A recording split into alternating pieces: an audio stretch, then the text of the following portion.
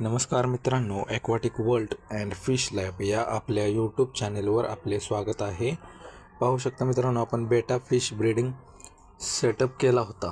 आपली breeding successfully झालेली आहे. पाहू शकता बेटाची पिल्लं, त्यासोबत आपण फिमेल पण वेगळी काढून ठेवलेली आहे. फ्लोटिंग प्लांट्स अझोला आणि डकवीड हे दोन आपल्याकडे फ्लोटिंग प्लांट्स आहेत. त्यासोबत आपण मनी प्लांट हे ठेवलेले आहेत. पाहू शकता हा आहे मेल.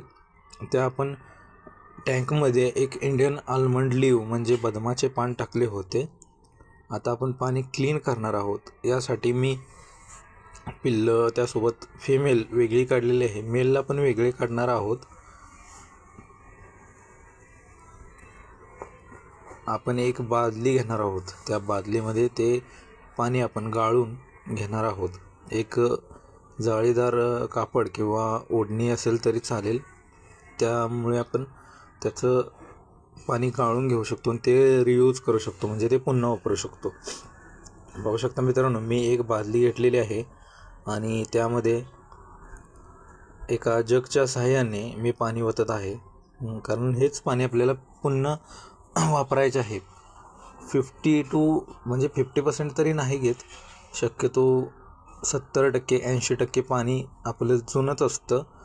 30% किंवा 20% पाणी नवीन मी त्यामध्ये वापरत असतो.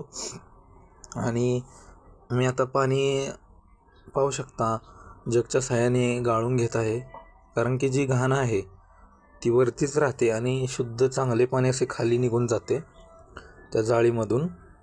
त्यासाठी कापड किंवा एखादी होलची ओढणी वापरावी, नाही का, म्हणजे ती पाणी क्लीन करेल.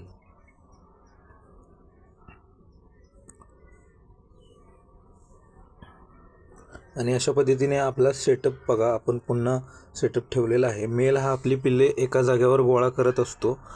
या पानांच्या मागे त्याने आपली पिल्लं गोळा केलेली आहेत, कारण त्यांची वाढ लवकरात लवकर व्हावी यासाठी मेल हा प्रयत्न करत असतो. आणि फिमेल पाहू शकता, तिला आपण पार्टिशनमध्ये ठेवलेलं आहे.